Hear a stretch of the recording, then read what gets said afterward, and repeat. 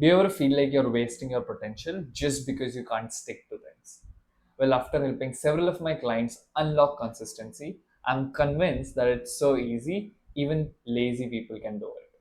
So, by the end of this video, you're gonna have my 4 step unbeatable system that would make you a consistency god so that you can actually reach the goals you set for yourself.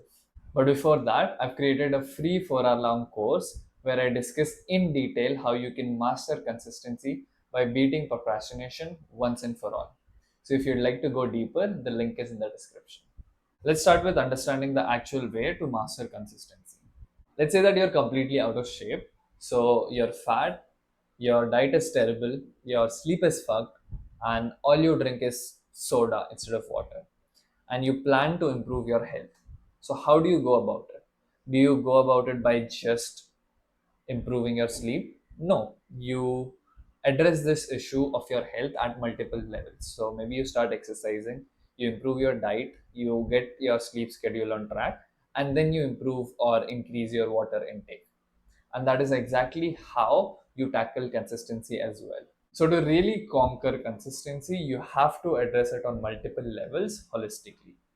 So, your mindset, your brain, your emotions, and even your motivation levels. And that is all the system is about. Step one is the only mindset that you need to master consistency. 6 months ago, I was trying to build a habit of doing breath work before my breakfast. And I used to, I would be consistent for a week or two, but then something would happen, I would forget, and then I would just fall off the wagon. It was becoming difficult for me to make this breathwork into a habit, an unconscious habit. I revisited this book for research in one of my videos, and the author keeps reiterating this point of valuing progress over perfection. And because of that, I realized that I was being a perfectionist in a way with my breath work. So I had read this somewhere that you're not supposed to do breath work at least for 2 hours after your last meal. And on the days I used to forget and used to click to me after my breakfast, I didn't do the breath work because I had this block of, okay, 2 hours of gap between my meal and the breath work. So I decided to say fuck off to this rule and started doing 1 minute, at least 1 minute of breath work, like an imperfectionist, on the days that I forgot to do breath work before my breakfast. And because of this simple mindset switch, I've now been consistent with this morning breath work for 6 months, and it has become an unconscious habit for me that I just do automatically. The secret to adopting this imperfectionist mindset is to take something that you want to be consistent for and reduce it into something that you can do on the days that you're feeling the worst and the days that you have no time. So for Rahul, who is a client of mine, a 60-minute full body workout became just doing one push up every day. And then you just have to muster up enough willpower to do that imperfect action every day consistently without breaking that chain. And if you take the above two criteria, it would be impossible for you to not do that tiny action. Step two will enable you to not just stick to hard things but also crave and enjoy them. A week ago, I was with a friend of mine at a railway station and we were at a bookstore. And my friend, we saw this book called Detox. So he looked at me and asked me if I see, he knows I keep talking about this stuff on my channel. So he looked at me and asked me, Fasi, what will a dopamine detox do to me with like curiosity? And he's quite a hedonistic dude. His entire life revolves around maximizing pleasure. So I gave him an example that would really close hit to home. And if you're a guy, you'll relate to this as well. Think of the first time you jacked off. Did it feel heavenly? And now think of how it feels currently. To which he immediately started nodding and added jokingly that it feels like a chore these days that he just has to get done with. And it all has to do with a concept called tolerance. Your mind and body gets used to anything that you expose it to for an extended period of time, from alcohol to any dopaminergic activity like porn, jacking off, junk food, anything. So, fixing your dopamine systems could become the key to mastering consistency because then you'll start enjoying the hard things, the simple things, which were earlier boring or difficult to you. So things like reading books, working out, and eating healthy. Here are the 4 steps to fix your dopamine system. The first thing and the easiest thing that you can start doing is to sort out light. Here's what I mean by that. So 2 to 10 minutes of sunlight exposure as soon as you wake up early in the morning. This has a lot of benefits for your circadian rhythm, but also your dopamine systems. You have to do this before noon though. It won't work if you do it after 12. And the counterpart of that is staying in dark post 10 p.m. or at least warmer lights. This will help you with your dopamine systems and again circadian rhythm. I know it's not the most practical thing to do for everyone, but you can get creative. What I like to do is I like to wear a cap to protect my eyes from the direct light on it. The second step you can do is to cut down on high dopamine activities as much as possible. So things like porn, doom scrolling, junk food, all of those things. And I agree, I accept it's not easy. It's easier said than done. But in 28 days, your systems will reset and it becomes much more easier after that. The third step is doing one thing at a time. So even if you decide to indulge in high dopamine activities, do them one at a time.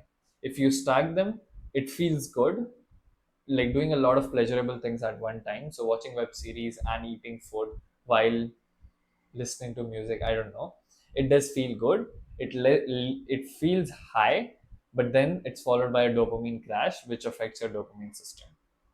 So if you choose to indulge in high dopamine activities, try being as mindful, try being as present with one at a time.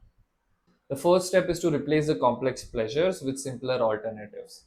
So replacing some examples could be replacing social media with actually using your phone to call someone you love, replacing web series with reading, and doom scrolling with dino game. A client of mine, she came up with this genius idea of every time she felt like scrolling, she opened up the Chrome tab and played the dino game instead, which was a simpler alternative to doom scrolling. By the way, if you're liking this so far, do check out the free course where we address procrastination, consistency, motivation at much deeper levels of your mind, body, and emotions. The third step will allow you to tap into superior motivation at will. It has everything to do with this pyramid by a psychologist named Abraham Maslow. Maslow's pyramid of needs says nothing but that the higher up an activity is on the pyramid, the more motivated you are to do it. So, according to this pyramid, you're more motivated to get validation than to get food. But you can take an activity and you can change the reason for which you're doing it, and your motivation level will increase if the reason is higher up on the pyramid. Let me give you an example. You can go to the gym for approval, but that will only give you enough or so much motivation.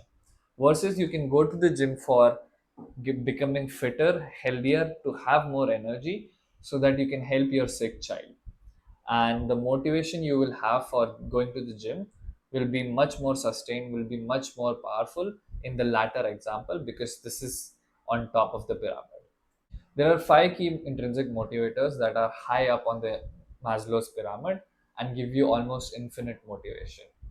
Here's a concrete exercise that will help you take any activity, connect these 5 intrinsic motivators to it, and experience a massive motivation boost for that specific activity. You'll see the example of hitting the gym on the screen so that you can understand and follow. The first intrinsic motivator is mastery, which is how much of this activity or its outcome leads you to become more competent in any area of your life. Doesn't matter. So going to the gym would help me master my mindset, my body, my breath, and help me become more disciplined. So a lot of mastery. The second intrinsic motivator is curiosity. So what about this activity or its outcome are you curious about? So answer these questions for that very specific activity that you want to increase your motivation for. I'm curious how I'll feel after losing 10 kg. Just an example. I don't want to lose 10 kg. I'm curious how much can I push myself in the gym. Autonomy is freedom, which, and answer this question again, how much will this activity or its outcome cause there to be more freedom in your life? I'll be able to lift my, I love this one. I'll be able to lift my grandchildren and groceries when I'm old if I'm fitter. That's one way to look at going to the gym as opposed to just getting validation. The fourth intrinsic motivator is autotelicity, just a fancy word for love. And what about the activity or its outcome do you genuinely intrinsically love? So I love how I feel after working out and pumping weights. I love pushing myself to my limits. The final one is purpose, and that is the strongest one. So, how will this activity or its desired outcome contribute to something beyond yourself? So, going to the gym will make me healthier, will give me more energy, which in turn will enable me to help others better through coaching and through making better content. So answer these questions as authentically as and as creatively as possible. And once you're done with this exercise, notice how your motivation, your drive to do that activity just goes through the roof. And every time you find yourself struggling with consistency or motivation to do that, start that activity, just read through the list again, and the same motivation will come rushing back.